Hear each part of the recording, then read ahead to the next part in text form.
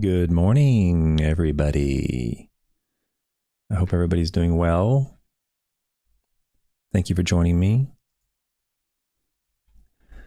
I had a wonderful weekend here in Lexington, Kentucky. You could probably search the planet for many years and not find a nicer weekend than we had here in Lexington. Wish it'd rain a little bit. Hasn't rained in 5 or 6 weeks, 7 weeks, but we might get some rain later in the week, Wednesday or Thursday, I hope. I'm waiting to have a study that I'm trying to start, and there's no point in starting it if it doesn't rain at some point, because the grass here is, well, where I'm putting the study, the tall fescue is dormant. It's brown.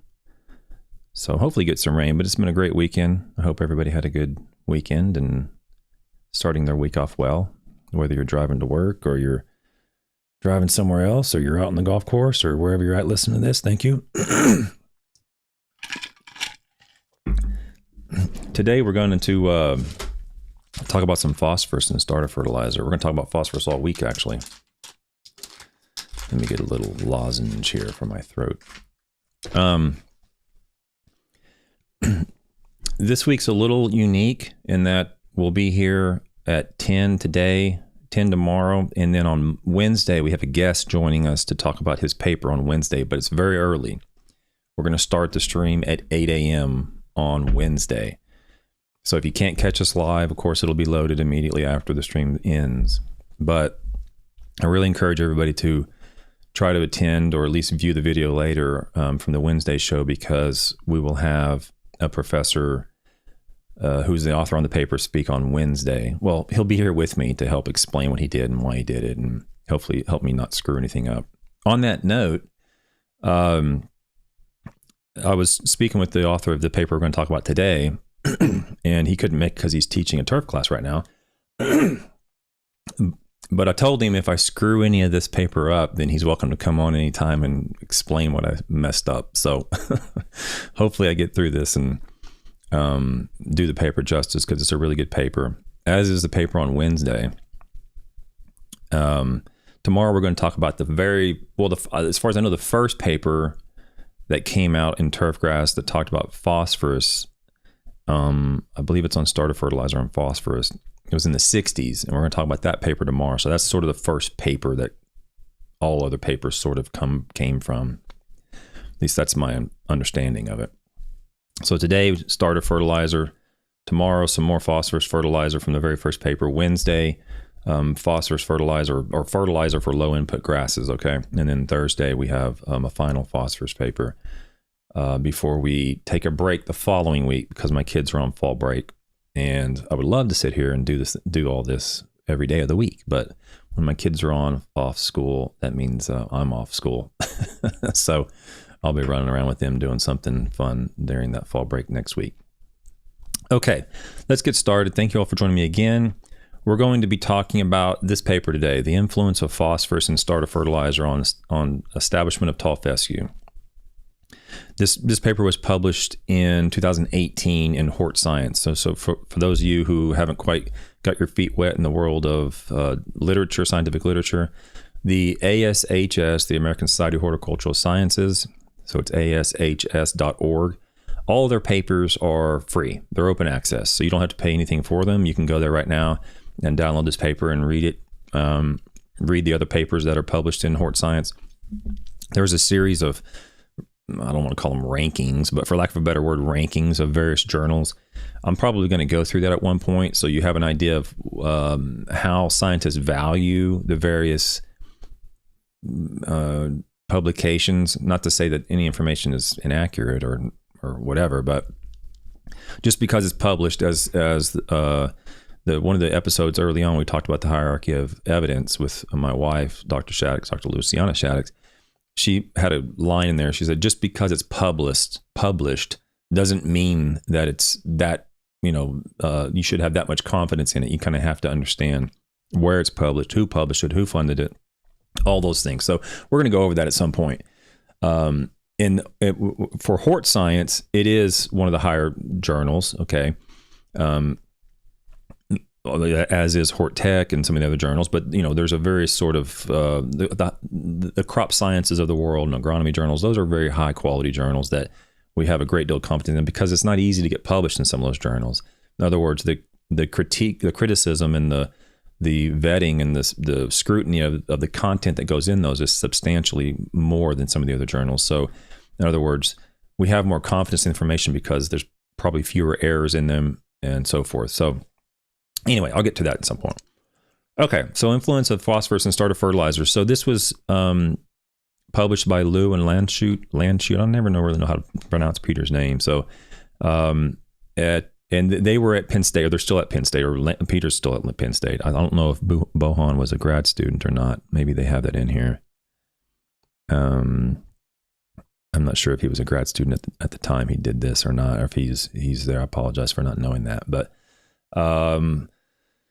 published, like I said, in Hort Science 2018. Let's get into it. So as they all do in the introduction, the purpose of the introduction is to explain what's going on, why they're doing it, what's important about it. And in this case, they're talking about the Chesapeake Bay. So impaired water quality in the Chesapeake Bay and other surface waters due to excess phosphorus is receiving scrutiny from state and federal environmental regulatory agencies. So they're talking about, right from the beginning, water quality.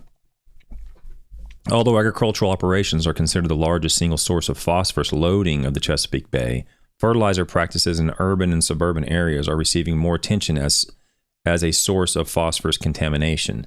So they're talking about water quality, talking about phosphorus contamination in Chesapeake Bay, and how the urban and suburban areas are getting more attention due to the use of phosphorus in those areas.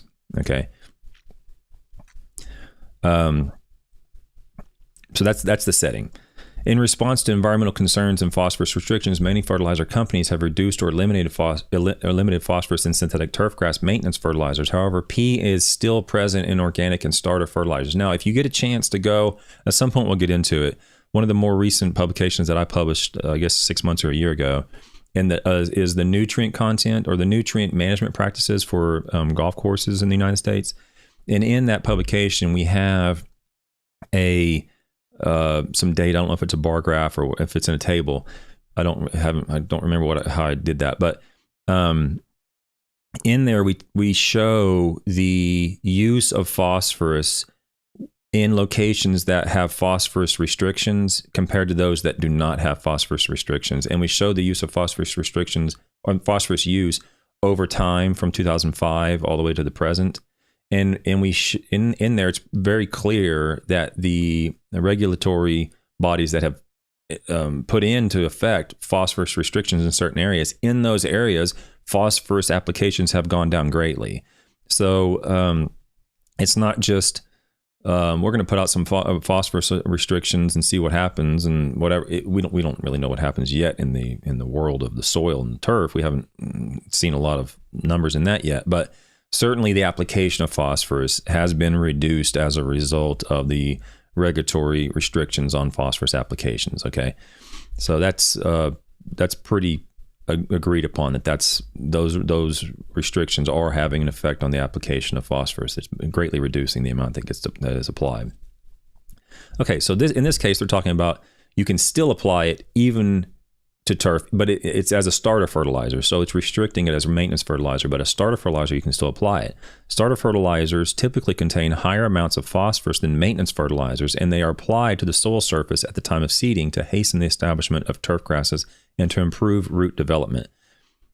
The use of starter fertilizers containing phosphorus is frequently recommended for turfgrass establishment by university extension publications and by public and private soil test laboratories and consulting agencies.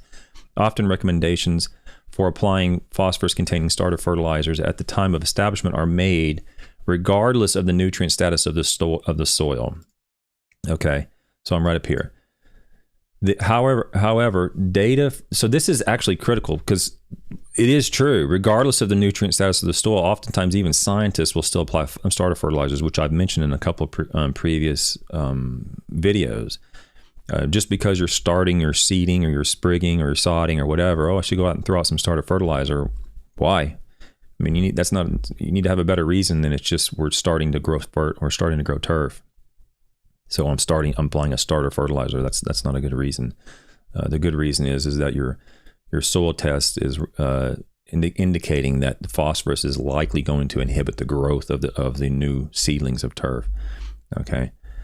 However, data from the cropping systems and turfgrass research suggests that at certain sites with high phosphorus, according to soil test results, high phosphorus starter fertilizers may not provide significant improvements in crop yield or rate of turfgrass establishment compared with nitrogen fertilizers with low amounts of phosphorus, fertilizer with no phosphorus, and occasionally fertilizer with no N and no P. Okay, so this is what I've been talking about the last couple of days, is that oftentimes we have this preconceived notion, or somehow maybe perhaps you've been indoctrinated into believing that you need to apply phosphorus when you're starting turfgrass growth, or you've established turfgrass. You need to do it.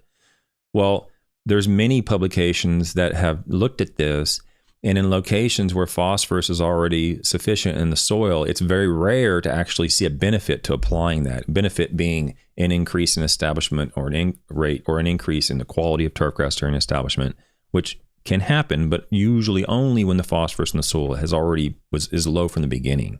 Okay. Okay, we're going to continue. We're going to skip through the rest of the introduction to the. I think I highlighted the objectives here. Okay, there's a little bit more down here. Okay. The authors, they're talking about field seedling establishment experiments this is Hamill. I haven't covered this Hamill and Heckman paper from 2006, but I haven't covered it for a reason. Because and we're going to talk about that just briefly in this paper, but the reason I haven't covered it is because the critical phosphorus levels in that paper are so astronomically high that I want to make sure that I do it correctly, because they're trying to predict what it will be. And in that paper, they showed from the field results that they don't correlate with their greenhouse prediction values. And so I don't want to put out information that might mislead you all. So if we say phosphorus is critical level, Mehlich 3, say 20 or 30 or 40, and that paper says it's 180, I don't want you to walk away with that. Well, it's 180 and I'm at 100, so I should apply phosphorus. That's not the case. Even the authors say that the laboratory critical values did not correlate with what they found in the field. So I haven't covered that paper yet. But they're talking about that paper. And it says in that paper, the authors stated that these results represent an example of how the use of critical levels identified in greenhouse studies may have incorrectly predicted the need for phosphorus in the field. So the reason I highlighted this section right here is because when we do studies in the greenhouse, well, let's start in the lab. When we do studies in the lab, we can do a large number of units for a relatively low amount of money. And we can start to weed out certain treatments. And then we can move to the greenhouse, and we generally have to do a smaller number of units in the greenhouse because the expense starts going up and the size starts going down. Well, the size starts going up, but we need to scale things up in terms of the size of the pots and things. So we go to the greenhouse, and then we go to the field. And the reason we do that oftentimes is because once we get to the field, we can't have 80 treatments. It's going to be ridiculously expensive to do that. And so we start in low scales, and once we weed through the treatments, and then we take the treatments that we think are going to be useful, and we use those in the field. In this case, the authors did it in the greenhouse and said, okay, the phosphorus level should be 180 or whatever the number is. But then when they went to the field, they go, whoops, it didn't work. So, the number didn't correlate when they actually went to the field and started measuring it. Okay. So I'll get to that paper eventually, but I want to be real careful how I do that. And he mentions it even here, that there are critical levels, but they didn't correlate with what was in the field. Okay, we continue in the introduction. A field study conducted by Riker investigated the influence of surface applications of nitrogen and phosphorus at typical starter fertilizer rates of Kentucky bluegrass establishment in different seeding rates during late summer, fall, and I think we covered this paper. I can't remember if we covered that yet, the Riker paper. The authors reported significant effects of the seeding date on establishment, but no effects were caused by the starter fertilizer. Okay, we're right here. So we did cover that paper. The date was early September or even mid-September. That had a great influence on the establishment rate relative to October and November. But the starter fertilizer had no effect.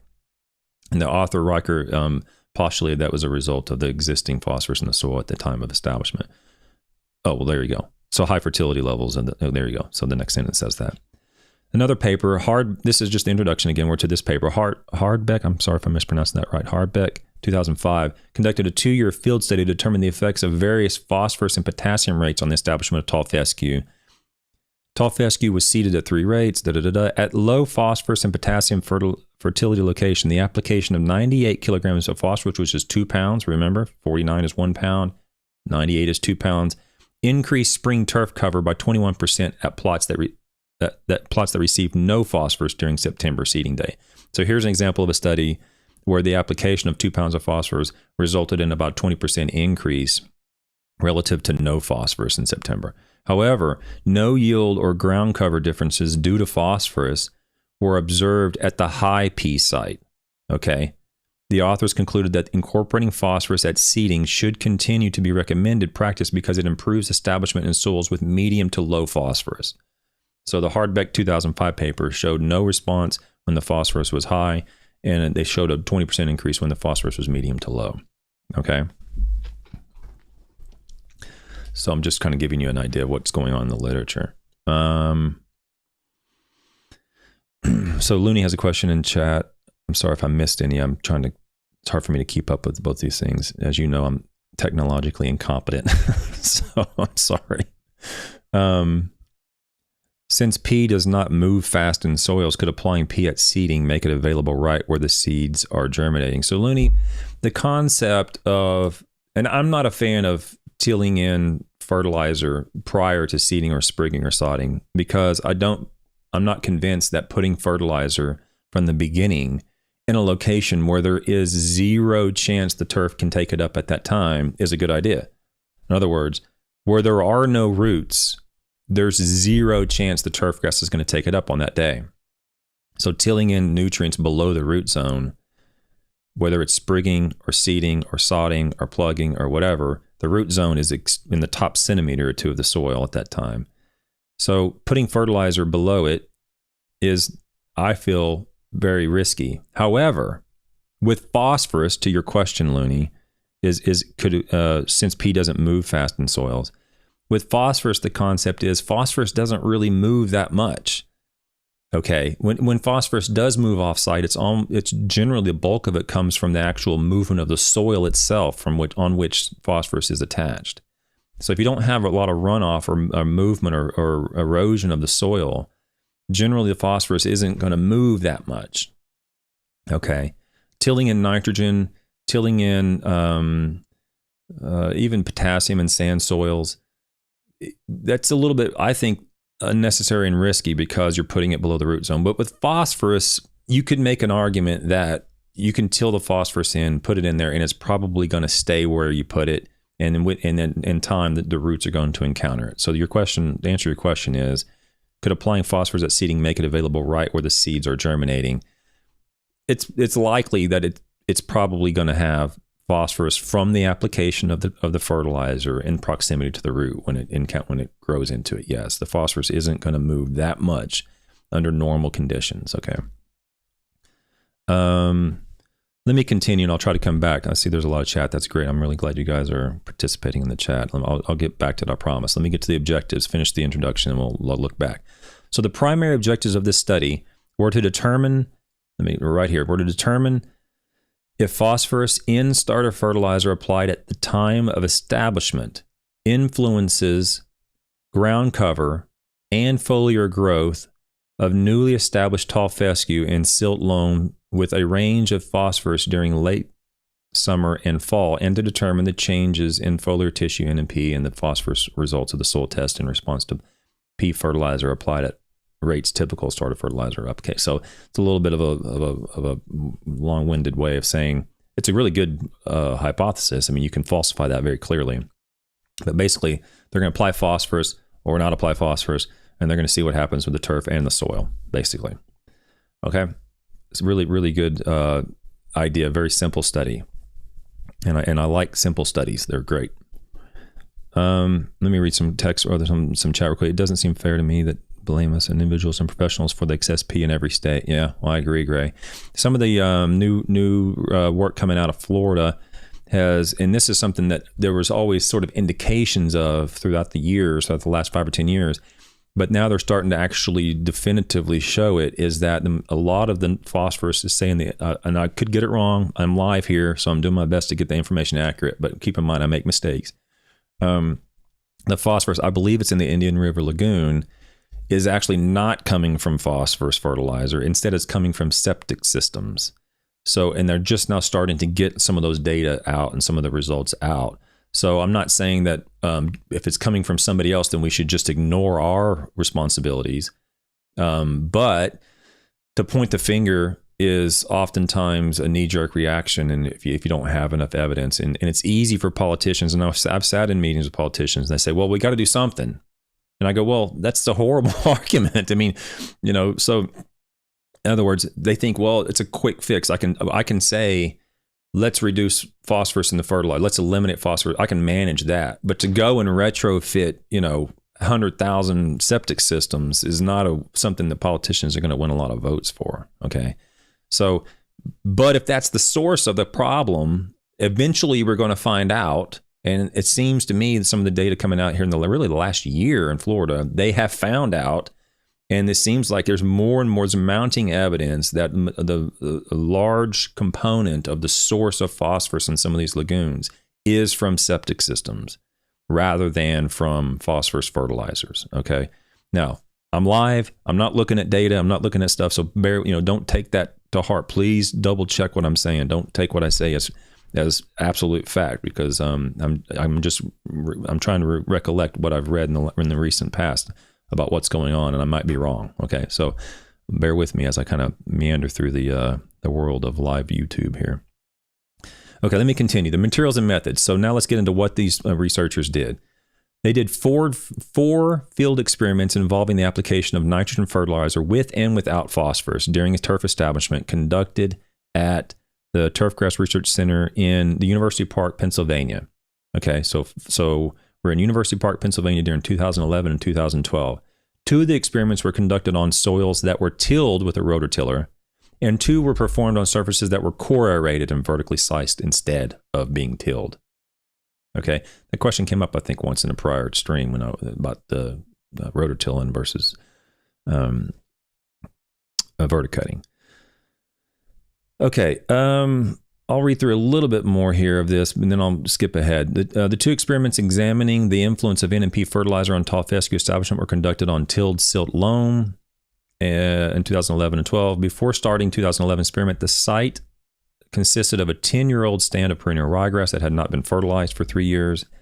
Let's just continue. This is a little bit more detailed than I think we have time to go into right now.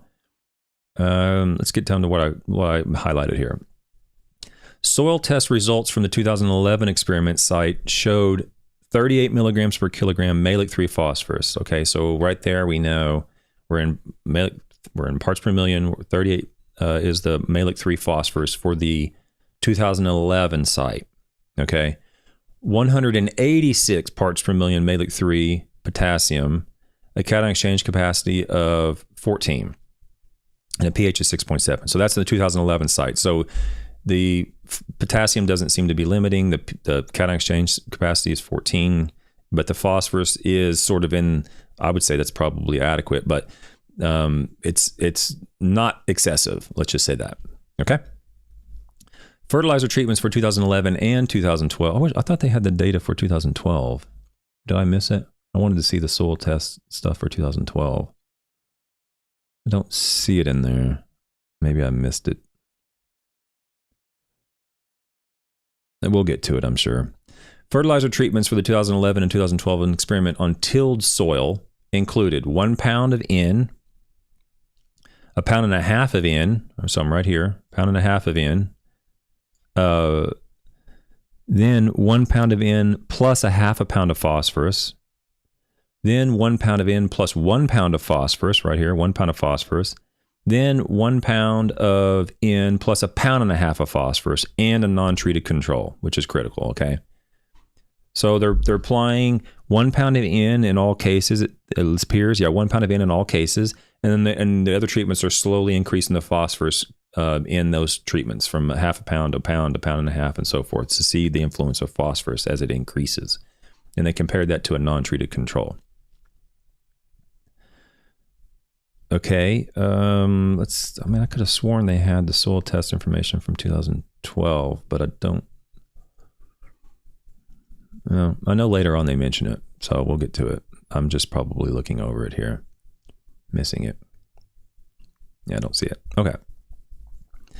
Here's the temperature for the various 2011, 2012 relative to the daily and high and low. Well, no need to go into that right now.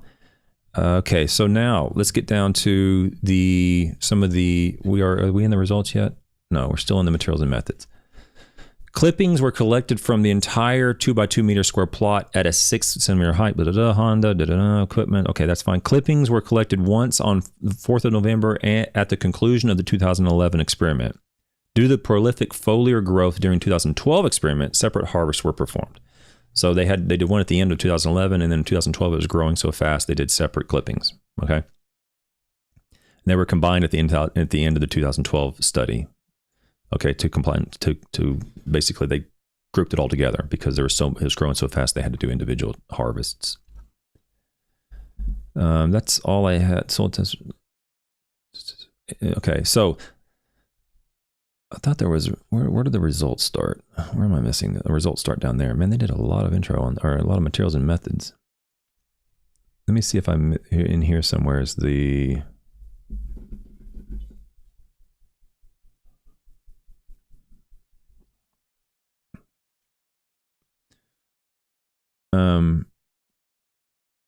this is odd here. Let me highlight this because maybe somehow I missed this part right here. Earlier they said it was 38. Let me make sure that I'm getting this right.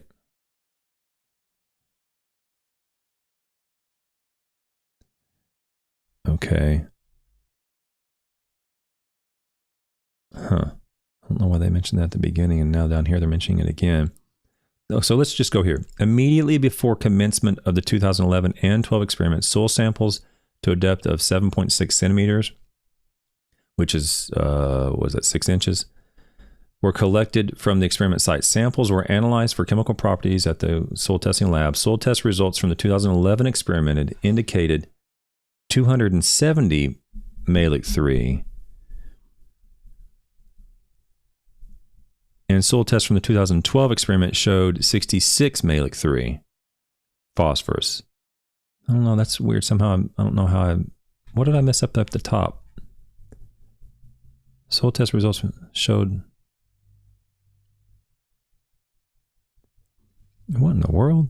So up here it says soil test results for 38 for Malic 3 phosphorus in the 2012. Here it is right here, 2012, 53 Malic 3 phosphorus. And then down here it says, that's the reason I need the author in here. Soil test results from indicated immediately before commencement of the experiments. Yep, I'll have to meander through here and see if I don't screw this up because it seems like they're two different soil tests. One has 270 Malic 3 phosphorus, and then the 2012 has 66 Malic 3 phosphorus. Okay, we'll see where we go with this. I told you I was going to screw this up, guys. Okay, evaluation criteria were identical among years. Okay, well, I'm not going to go into that. That's just more. Okay, so that's all the materials and methods. Okay. So now what I want to talk about is the graphs. Okay, so what we're talking about here is the graphs. For those listening, I'm talking about figure 2, the percentage of turf ground cover assessed visually on October 22nd. Percent of ground cover assessed digitally on November 4th is the next graph. And then a clipping weights on November 4th. Okay. From the 2011 tilled soil, nitrogen, and phosphorus fertilizer experiment. So this is all tilled in.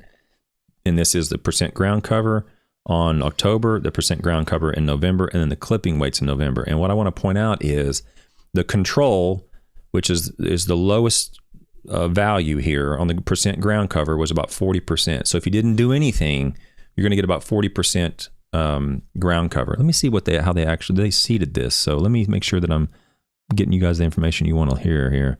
And that is they seeded this with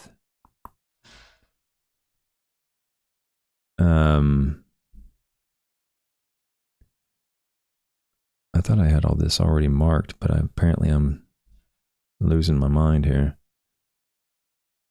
I want to make sure that Where are we at?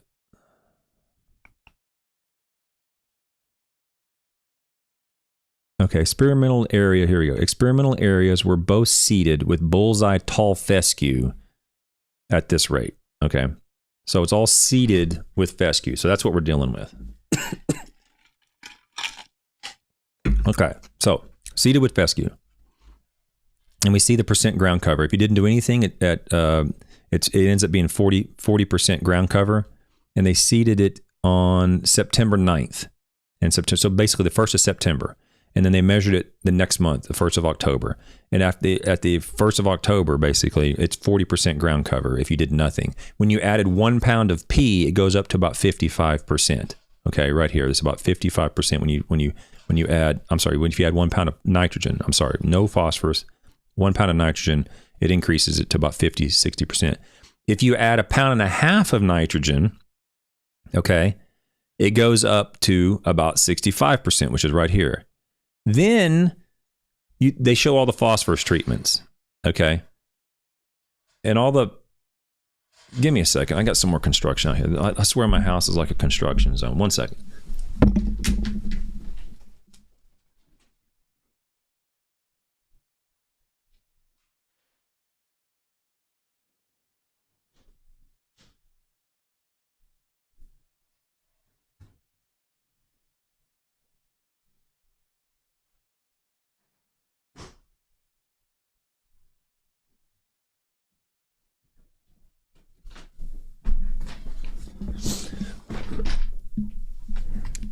All right, sorry about that. I had some gutters put on my house last week, and the guys put the downspout on the gutter wrong, so they came back to fix it. Okay, but now that's the important stuff. Sorry to leave you at the important stuff. So they're just applying nitrogen, and we see the ground cover go to 50% of 1 pound to 1.5 pounds. Now you're at 60, 65%, and then you start applying phosphorus at 1 pound of nitrogen, 0.5 pound of P, 1 pound of P, 1.5 pounds of P. And this is what's important. There's no difference between any of these that include phosphorus compared to 1.5 pounds of nitrogen that had no phosphorus. Okay. This is at 1 month after seeding. All right. When you go to 2 months after seeding, you see that the pound of nitrogen treatment is statistically the same. I would argue this is probably biologically significant because the pound of nitrogen is like 75% cover, and the 1.5 pounds is like 85% cover. So that's probably biological, but statistically there's no difference. And you keep adding phosphorus with the 1 pound of N, and there's no benefit in terms of percent ground cover. All right. So for this trial, this run in 2000, this is the 2011 study. There were no benefits to using phosphorus for percent ground cover. All right. When you go to the clipping weights, we see that the clipping weight of nothing at all is quite low. When you add 1 pound, you see the clipping weight go up substantially, and then 1.5 pounds you see it go up, and then you add all the phosphorus in, which is all these bars down here, all these, you see no benefit in terms of clipping weights to applying phosphorus on this particular location at this year, 2011 study. Okay. And like I said, I'm not sure what I'm missing here on the phosphorus. We'll read through the results and discussion here in a minute to make sure I'm not messing this up, because at the beginning it had one phosphorus level, now it had a different phosphorus level in the 2011 study. But in this case, no benefit to applying phosphorus on seeding tall fescue in Pennsylvania in 2011. Okay, just nitrogen did everything that it was going to do. Buying phosphorus cost you money, and it increases environmental risk. And there was no benefit in this location. And that's the other thing I want to make sure I mention. I don't forget too much here, guys, is that I want to make sure we're absolutely clear. The studies that I talk about and the results that I talk about in those studies is specific to those locations in those studies. Yes, we have to extrapolate some things out a little bit. We have to, use it, and we're not going to do every study at your golf course, on your football field, or at every lawn. We can't do those everywhere. So you have to use it for what it is. But the point is in Pennsylvania, tall fescue is not showing a benefit to the application of phosphorus when it's seeded. So in that general area, and soils that are similar in that general area, I would have confidence saying that there was no benefit. There should be no benefit to applying phosphorus if you're in a similar setting. Okay, but you can't take those results and stick it in southern Texas, or in Dallas when you're seeding, or you're sprigging Bermuda or whatever the case is, St. Augustine grass or whatever, and just assume that it's going to be the same. Now, I'm going to show you multiple other studies that show the same results in terms of lack of influence from phosphorus applications. But be mindful. This is for this setting, and try to use the information in similar settings. Don't just spread it out into other locations that may not be similar, okay? Because you might not get similar results. Okay, now we're going to go to the 2012 study. Okay, the 2012 study is essentially the same. Okay, in fact, it is the same. There's no, and the control actually did much better than the control in the previous study, in the 2011 study. But the 1 pound of N did everything that the pound and a half did, and the phosphorus didn't increase ground cover a month after a seeding. Nothing was beneficial, and even the nitrogen wasn't beneficial in the 2 months after seeding in that year. So even applying nitrogen was useless in 2012 for the ground cover value. And then the clipping weights, you see an influence. You see a benefit to applying nitrogen with clipping weights from this bar to that bar, and then if you're listening, from the non-treated turf to the 1 pound treated nitrogen turf, and then 1 pound to a pound and a half. There is no difference between these two in terms of clipping weights. And you see the addition of phosphorus, once again, does not increase clipping weights, or did not increase clipping weights 2 months, or this was done, or the combined clipping weights. So this was at the end of the study, I assume. There was no benefit to applying phosphorus in terms of growth or clipping weights, okay? More of an objective measurement of the influence of phosphorus. There wasn't a benefit in that regard. Okay. So I'm going to briefly read through the green stuff because that's basically what I just said. But comparison between treatments using 1 pound of nitrogen and 1 pound of nitrogen plus phosphorus in 2011 revealed increased ground cover when the treatment contained phosphorus on October 22nd, 34 days after seeding. So table 1, comparison using 2011 revealed increased ground cover when the treatment contained phosphorus on October 21. Well, I must have missed that then because I didn't see that. Table 1 on October 1. Oh, they're talking about this right here. So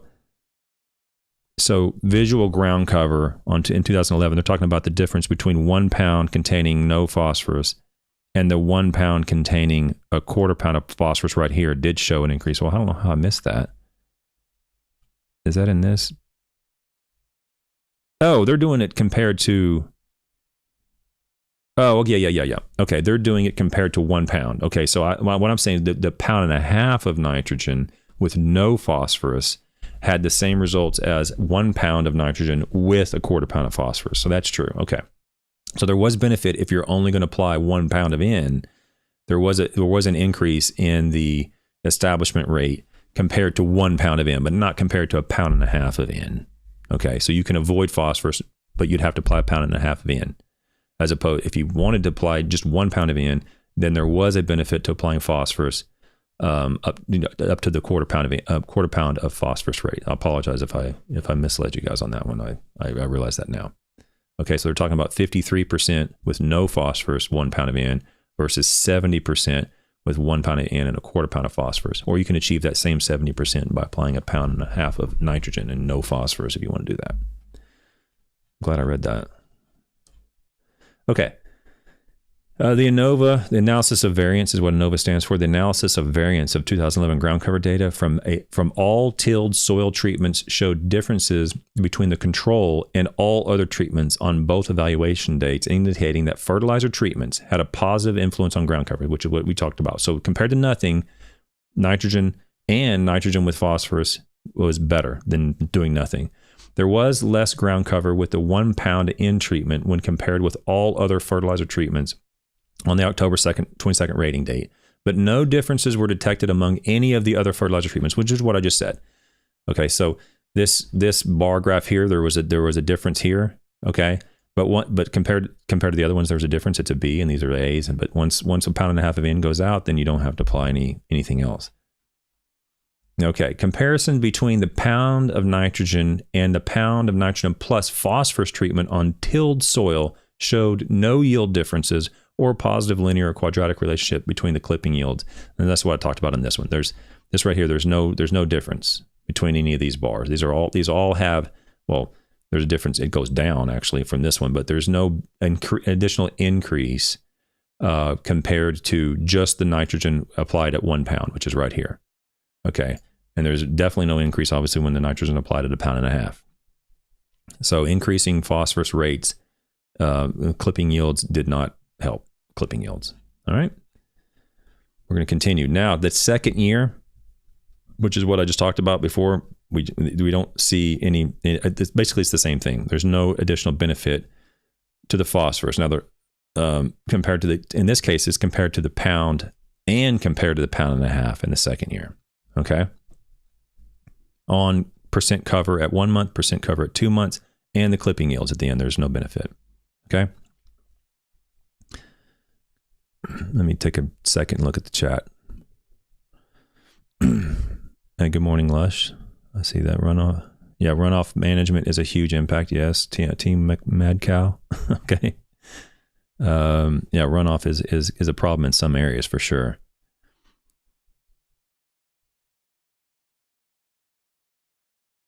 Yeah, so Gray, I would just say that there's, the comment is there's not near enough of us to be causing the problem. Seems to me that the problem comes from agricultural uses. It's easy to say that. I understand why you say that. Okay. There's a lot of political stuff going on with that, but scientifically speaking, there's a lot of homeowners that don't know what they're doing and they're applying. Yeah, they're only applying it to, say, 5,000 square feet, but they might be applying 10 or 15 or 20 times the amount of phosphorus that they would ever need to apply compared to agriculture use. So it's not as easy as just saying agriculture is applying it to 1,000 acres and a homeowner is only applying it to 5. I'm not saying you're saying that, but it's easy to kind of think that way. And it might be true what you're saying, but we have to look at a lot more than just that. It has to be the rate they're applying it, the frequency they're applying it. All these various factors go into, and so, when you start pointing the finger at turf, or you start pointing the finger at agriculture, or start pointing the finger at septic systems or whatever, oftentimes we find that it's not as easy as it sounds. It seemed like septic systems are probably a contributor to some of the phosphorus issues in the Florida area. It seemed like that was likely. Some of the data was kind of coming out. But it has only been recently like, okay, now we're really seeing some good data come out. And that's when, as scientists, we start to really gain confidence in the data and in the results, what's really going on. So it's the same thing with ag. You might be right, but you might be wrong. So until we see, someone starts to do some more data analysis and looking at it, it's not easy to just simply say ag's probably the problem. Ag might be the problem, but we might be the problem too. So, just keep that in mind when we're looking at what is actually causing the problems. Okay, I'm going to get to the discussion real quick, and then we'll wrap this thing up. The results from our 4 experiments revealed few significant ground cover responses to the addition of phosphorus at rates of 0.5, 1, and 1.5 pounds of phosphorus. That should tell you right there. They didn't find much benefit to applying phosphorus at all when it comes to percent ground cover. So there's the answer to the question of the title. Do you need to apply it? Probably not. Not in this case, at least, with tall fescue in Pennsylvania on similar soils. Of 12 ground cover assessments during the 4 experiments, comparisons revealed only 1 instance of a higher percentage of ground cover in response to the addition of phosphorus. In this case, phosphorus treatments increased ground cover 12% to 17% at 1 month after seeding on tilled soil that had an initial Mehlich-3 phosphorus level of 38. So here they're saying 38. So in that case, the initial Mehlich-3 phosphorus of 38 showed a response once. And that we're going to get into this in the future. This is an example of the Texas sharpshooter fallacy. Okay, they are showing the risk of the Texas sharpshooter, and that is They're telling you right now, they did 12 experiments. They did 12 ratings. Okay. And only one of them showed a response to the application of phosphorus when the phosphorus level was 38. The other 11 didn't. So when it comes to, determining let me see if I can do this. Yeah. So when it comes to looking at, something's going on here. When it comes to showing that there's a difference, when you see something on a marketing sheet and it says this was the difference that we found, 10% or 20% or 50% or whatever the number is, you don't know how many other times they ran that study and didn't see a response. They could have done a study with me in Fort Lauderdale, me in Kentucky, one up in Pennsylvania, one in North Carolina, one over in California, one in Texas, who knows wherever they did it. And 10 of them didn't show a response and one did. That's the one they're going to show. Okay. They're not going to show you the other 10 that didn't show a response.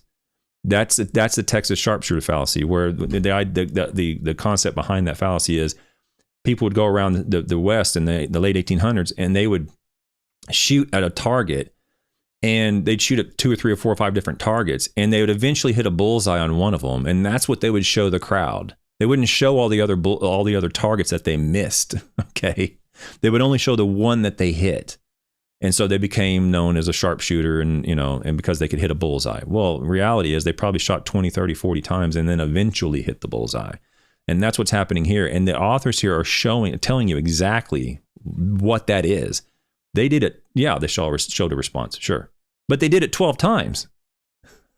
And they only showed a response once when the Mehlich 3 phosphorus was 38. So be mindful of that potential misleading information when it's presented to you. You don't know what else they did and what they're not showing you. Okay, so be very mindful of that. Okay, and I can tell you very clear examples of how that happened with my research, where later on it ends up in a marketing sheet, and I'm like, you got to be kidding me. They didn't show the other 5 times I rated it, and nothing happened. Okay, so we're going to get down to the next paragraph. At the end of 2011, tilled soil experiments, the tilled soil experiment, no increases. I'm right here. No increases in ground cover or clipping yield due to the addition of phosphorus were detected at the end. However, phosphorus fertilizer treatments increased soil of Mehlich 3 from 58 with the pound of nitrogen and a half a pound of P treatment to 78 with the pound of nitrogen and pound and a half of phosphorus treatment. So what they're saying in real simple terms is that there was no increases in ground cover or clipping yield, but the phosphorus in the soil is going up. And that's the same thing we showed in the last video we did, where the long-term application of biosolids resulted in a great inflation of phosphorus in the soil. And you could say, well, the phosphorus is still going to be in the soil and we're going to use it. It will take decades, if not centuries, to get the phosphorus from where it was in the previous state. I think it was 500 parts per million, Mehlich 3. I can't remember the number. You have to go back and look at the video. 300 or 4 is really, really high phosphorus levels from the application of biosolids. It would take maybe a century to get those levels back down to more reasonable agricultural levels. Okay. And in the meantime, the phosphorus in the soil is increasing the potential environmental risk of phosphorus entering our water bodies. Okay, and you're not needing it. More importantly, you don't really need it in most cases. You're gonna apologize. My doorbell's probably gonna ring here shortly. I got a bunch of guys outside. I'm sorry. Okay.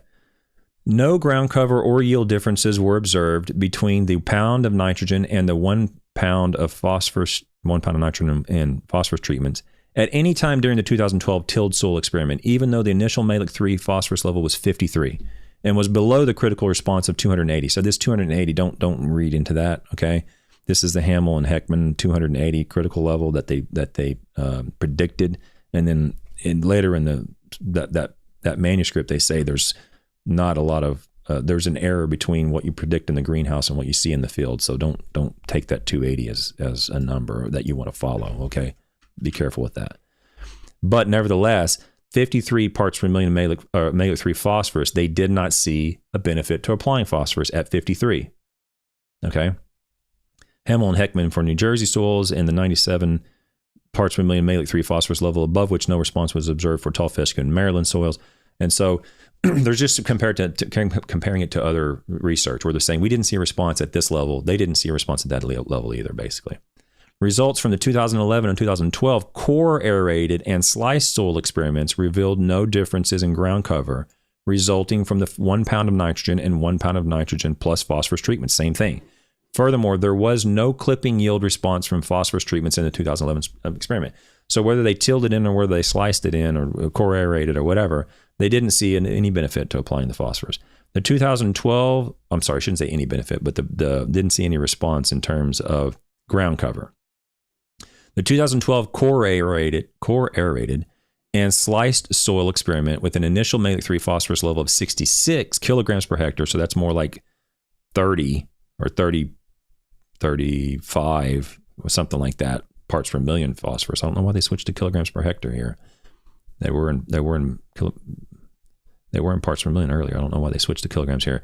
Anyway, was the only experiment in which comparisons indicated greater clipping yields resulting from phosphorus treatments when compared with the same amount of nitrogen with no phosphorus. Okay, so the 2012 study with the lower phosphorus level in the mid to low 30s, they did see a benefit to applying phosphorus. So if you're in Pennsylvania or that general area and you're growing tall fescue, then we're starting to see, you can see this number, 66, which is 30, 35, something like that, parts per million Malic 3. That's a number, probably somewhere in that number is where you might see a response to applying phosphorus according to these results, okay? You might not, but they did. Okay, so the conclusions, we're going to wrap this whole thing up. The results of this study showed few significant tall fescue ground cover responses and variable clipping yield responses to the addition of phosphorus at rates used for starter fertilizer applications to silt loam soil during late summer and fall.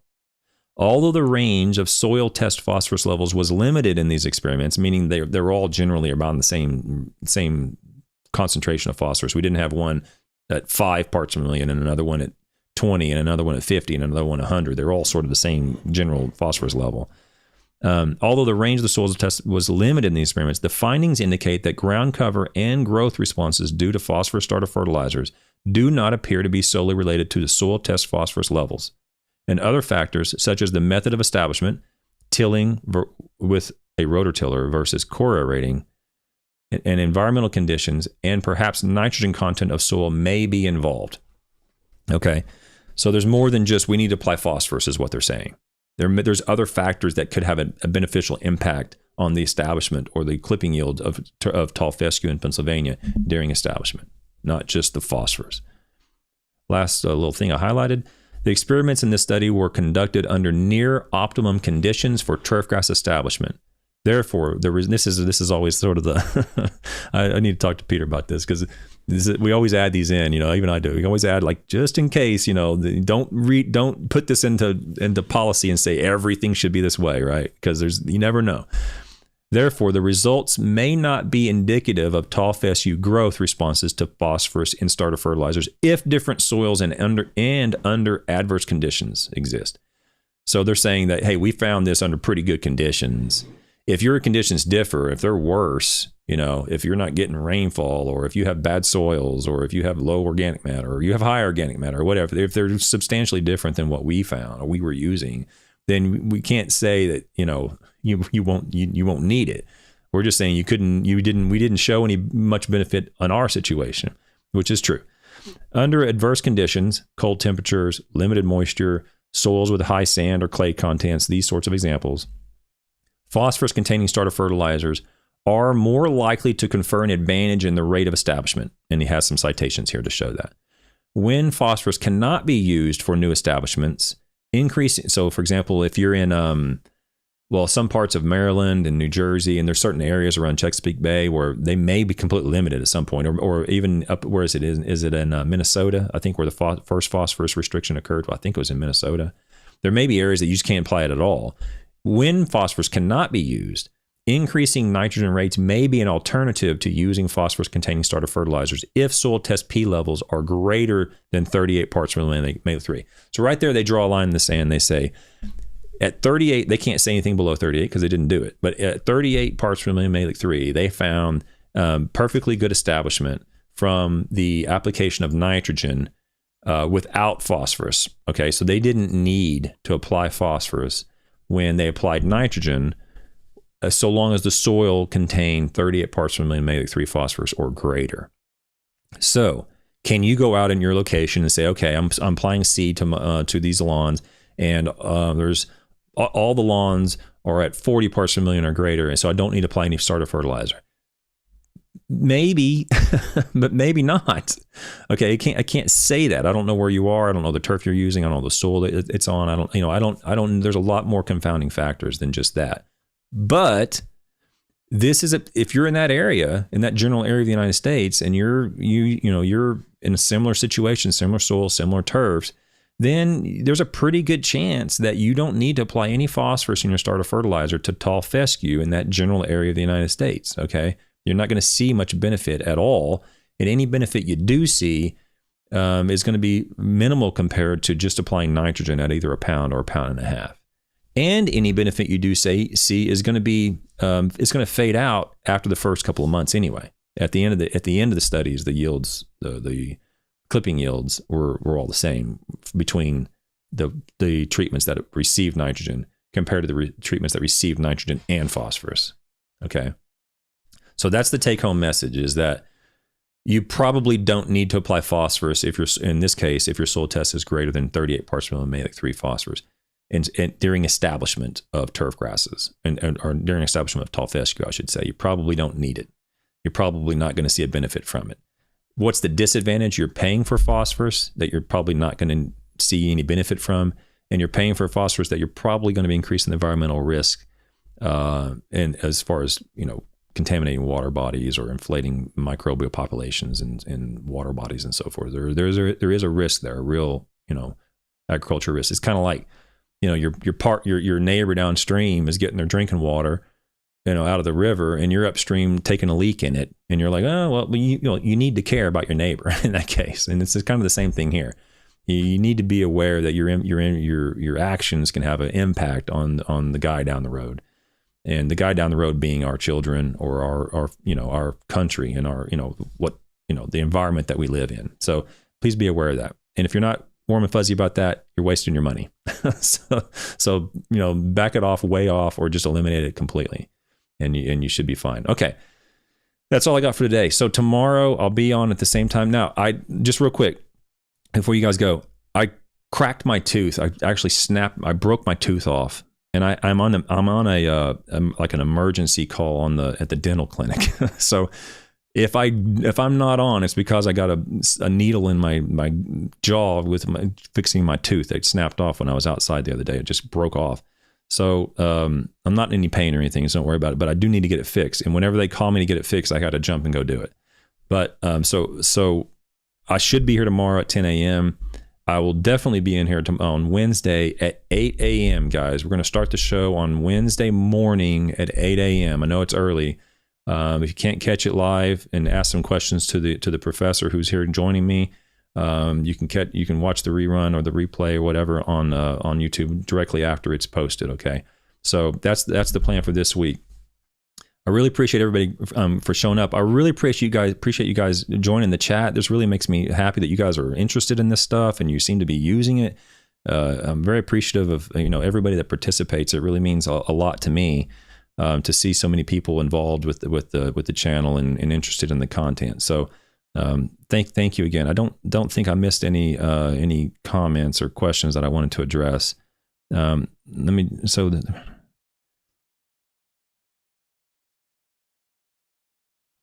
Okay, yeah. So yeah, okay. I think we're good. So I'll see you all tomorrow morning. Thank you all for showing up today. Have a great day. See you guys. Bye.